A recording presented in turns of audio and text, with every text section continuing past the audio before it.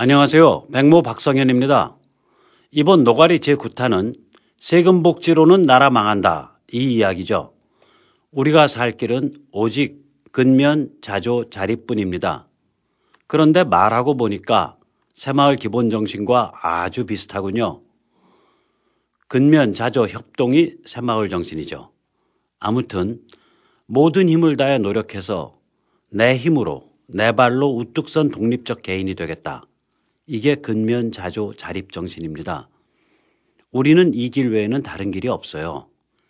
프랑스, 이탈리아, 스페인, 포르투갈, 그리스 같은 관광 자원도 없고요. 미국, 캐나다, 프랑스 같은 농업 대국이 될 수도 없습니다. 사우디아라비아나 러시아 같이 석유가 펑펑 나오는 것도 아니고요.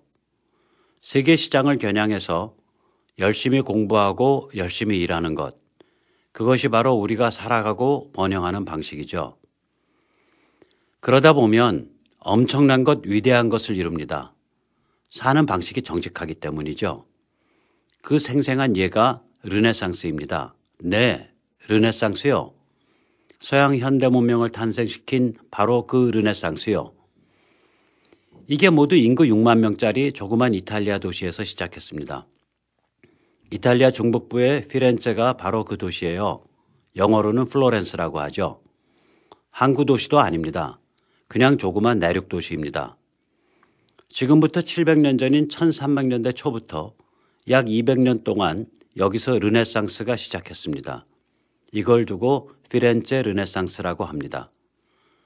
르네상스가 시작하기 직전에 단테가 나와서 신곡이라는 명작을 썼지요. 22,000행의 거대한 시인데 각 행이 전부 11음절입니다. 그 이후로 줄줄이 위대한 인물들이 나옵니다. 만능천재 레오나르도 다빈치, 인류 역사상 가장 위대한 미술가로 꼽히는 미켈란젤로, 현대 정치사상의 아버지 마키아벨리, 현대 자연과학의 아버지 갈릴레오. 이 사람들이 모두 피렌체 르네상스가 배출한 세계적 인물들이죠. 인구 6만 명짜리 작은 도시가 어떻게 이런 위대한 문학, 사상, 예술을 만들어낼 수 있었을까요? 삶의 방식이 정직했기 때문입니다. 근면, 자조, 자립을 추구한 수출 경제였기 때문입니다. 우리랑 똑같죠. 피렌체 사람들은 별다른 자원이 없었습니다. 그래서 그 사람들은 이를 악물고 기술을 개발했습니다. 13세기 말이 되면 세계에서 가장 질이 좋은 모직을 만들게 됩니다. 양을 많이 키웠냐고요? 아닙니다. 양털은 영국에서 수입했죠. 그러면 염료가 많이 났냐고요? 아닙니다. 염료는 동양에서 수입했습니다. 완성된 제품은 지중해와 유럽 전역에 내다 팔았습니다. 우리랑 똑같죠. 원부자재를 수입해서 자기의 노력과 창의와 기술을 들여 제품을 완성시키는 그런 방식입니다.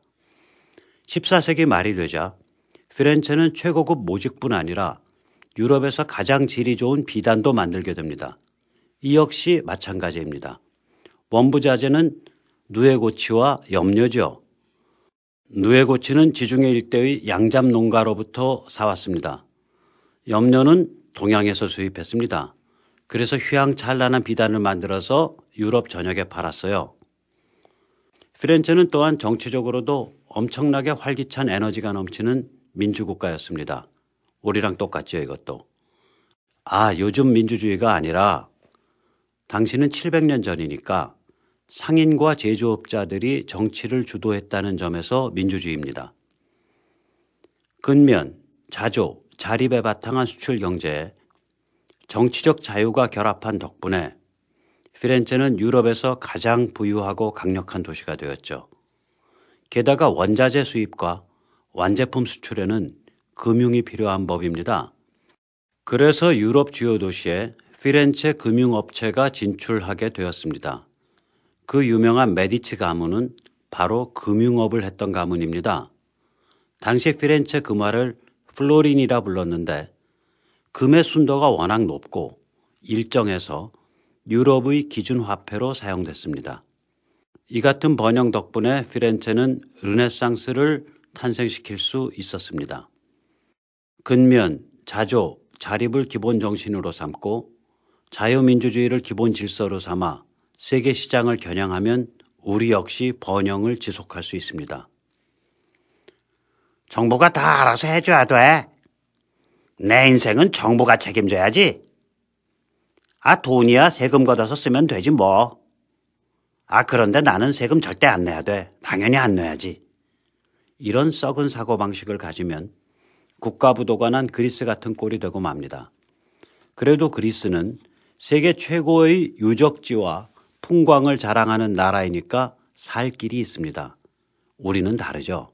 우리는 정신이 썩으면 그냥 쪽박 차는 수밖에 없습니다. 그런데 세금 많이 걷어서 복지에 펑펑 쓰자는 사람들이 있죠. 얼마 전까지 보건복지부 장관 하다가 혼자 삐쳐서 그만둔 진영 같은 사람이 대표적이죠. 이건희 손자한테도 정부가 세금 급식을 해야 한다고 악을 써서 서울시장이 된 박원순도 그런 사람이죠. 정말 큰일 낼 사람들입니다. 복지 그렇게 좋아하시면 자기 재산으로 베풀라고 하세요. 노령층 인구는 자꾸 많아지지, 일하는 청년층 인구는 줄어들지, 가만두어도 복지 예산은 한없이 부푸는 판에 대책 없이 세금과 복지를 늘려야 한다고 주장하는 사람들은 대한민국을 회쳐서 먹고도 남을 사람들이죠. 복지 예산을 터무니없이 늘리지 않고 경제를 비교적 건전하게 운영했다는 점만큼은 MB정부를 인정해야 합니다. 그래서 세금과 복지를 주장하는 사람들은 MB정부의 경제 성적표를 사정없이 후려쳐서 왜곡하지요. 이런 식입니다. MB 봐. 경제를 개판으로 망쳤잖아. 그러니까 정부 역할, 세금, 복지를 증대해야 하는 거야. 그런데 지능적이에요. 이 주장을 한 사람이 다 하는 경우는 드뭅니다. 둘로 나누어서 분업해서 주장하죠. 바람잡이는 이렇게 말합니다. MB 봐. 경제를 개판으로 망쳤잖아. 여기까지만 바람잡이는 이야기하죠. 그러면 본 주장이 나옵니다. 다른 사람에 의해서. 정부 역할, 세금, 복지를 함께 늘려야 돼. MB가 경제를 개판으로 망쳤다. 이 주장을 순 엉터리 거짓말로 반복하는 바람잡이들 많아요. 네, 많습니다. 그 대표적 인물이 연세대 교수 박명림이죠. 이 사람은 전공이 경제학도 아닙니다. 한국 정치, 국제관계를 전공한 사람이죠. 아무 공부도 안 하고 말만 번드르르한 거짓말을 합니다. 박 씨는 죄송합니다. 박 교수라고 저는 도저히 양심상 못 부르겠어요. 이런 거짓말을 하는 사람을 어떻게 연세대 교수님이라고 합니까? 그냥 박 씨. 됐죠? 박 씨는 노무현 정부와 MB 정부의 경제지표를 비교해서 MB가 개판이었다. 이렇게 주장합니다. 아니, 노무현 때에는 세계 경제가 과열 상태가 되었던 거의 비정상적인 호황이었거든요. 반면 MB 때에는 100년 만에 공황이 세계 경제를 박살냈던 시기였죠. 박 교수는 그동안 어디 안드로메다 갔다 오셨나요? 지금 세상에 세계 경제에 의해 영향받지 않는 나라가 있나요? 도대체 박 교수, 아니 박 씨, 무식해서 용감한 겁니까? 용감해서 무식한 겁니까? 2005년 달러 가치를 기준으로 2007년부터 2011년까지 4년 동안 OECD 25개 회원국의 경제는 평균 1.7% 마이너스 성장했습니다. 그 시기에 우리는 10.5% 플러스 성장했죠. 한마디로 노무현 정부 때는 남보다 엄청 못했고 MB 정부 때는 상대적으로 남보다 엄청 잘했습니다. MB 정부 때는 또한 진위 계수가 떨어졌어요. 진위 계수는 식료품이라든지 광열비 같은 기초적인 생활에 쓰이는 비용이 전체 지출에서 차지하는 비중을 뜻합니다. 2007년 0.316에서 2012년에는 0.31로 줄어들었습니다. 그리고 MB 정부 때에는 오히려 계층 간 소득 격차가 줄어들고 상대적 빈곤율이 줄었습니다. 국가 채무도 마찬가지죠. OECD 국가의 평균 국가 채무율이 74.3%에서 108.5%로 34.2포인트나 급증했지만 우리는 30.7%에서 34.8%로 4.1%포인트만 올랐습니다. 이렇게 기본적인 경제 지표가 좋기 때문에 무디스 같은 신용등급이 계속 오르고 있는 중입니다. 물론 아직도 어렵죠. 왜냐하면 아직도 100년 만에 세계공황이 계속되고 있는 와중입니다. 하지만 근본적 경제 체질을 건강하게 지키고 있는 한 시간은 우리 편입니다. 앞으로도 우리는 세금을 함부로 늘리지 말고 국가 재정을 건전하게 유지해야 합니다. 세금으로 거둔 만큼만 쓴다. 이것이 국가 재정 운영의 근본 원칙입니다. 이 제로 베이스 예산 운영은 박정희 대통령의 마지막 작품입니다. 박 대통령이 숨지던 해인 1979년에 세운 원칙이죠. 그 이후 34년 동안 우리는 크게 흔들림 없이 이 원칙을 지켜왔습니다. 이 찬란한 원칙을 깨뜨리고 세금과 복지를 마구마구 늘려서 대한민국을 토막쳐서 회 떠먹자고 주장하는 사람들, 이제 입도 뻥긋 못하게 사정없이 몰아붙여야 할 때가 되었습니다. 국회의원 생활을 하시면서 전교조와 분별 없는 세금 복지에 대해 용감히 싸우셨던 전 국회의원 조전혁 교수의 굉장히 못 부르는 노래 한 곡 듣겠습니다.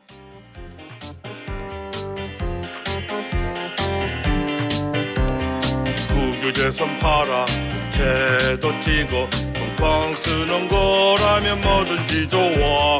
세금도 올려 무원도 늘려 기업들아 어서 뛰어라. 정부가 거대해야 정치인이 배불러 빚더미는 잘도 눈에 늘어가네. 빚더미는 잘도 눈에 늘어가네.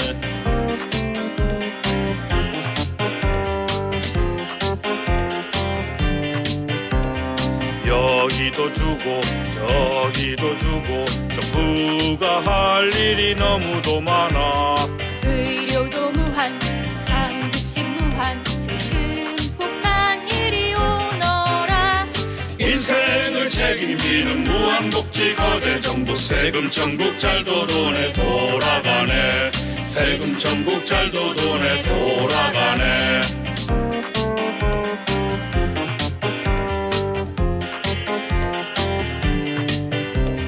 나라 살림 빵꾸 빚더미에 깨게 그래도 괜찮아. 이민 가면 돼. 지금은 흥청 미래에는 부도 아들아 지옥에서 행복하거라. 이참에 복지정책 더 세워볼까나. 빚더미는 잘도 눈에 늘어가네. 빚더미는 잘도 눈에 늘어가네.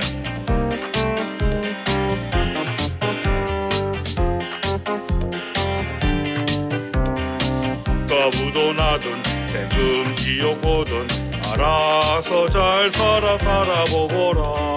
지금은 그냥 쓰고 보는 거야. 선거만 이기면 장땡이야. 미래는 너희들 애들이 독박서. 빚더미는 잘도 눈에 늘어가네. 빚더미는 잘도 눈에 늘어가네. 내 인생은 정부가 책임져. 복지가 좋아? 좋아? 좋지.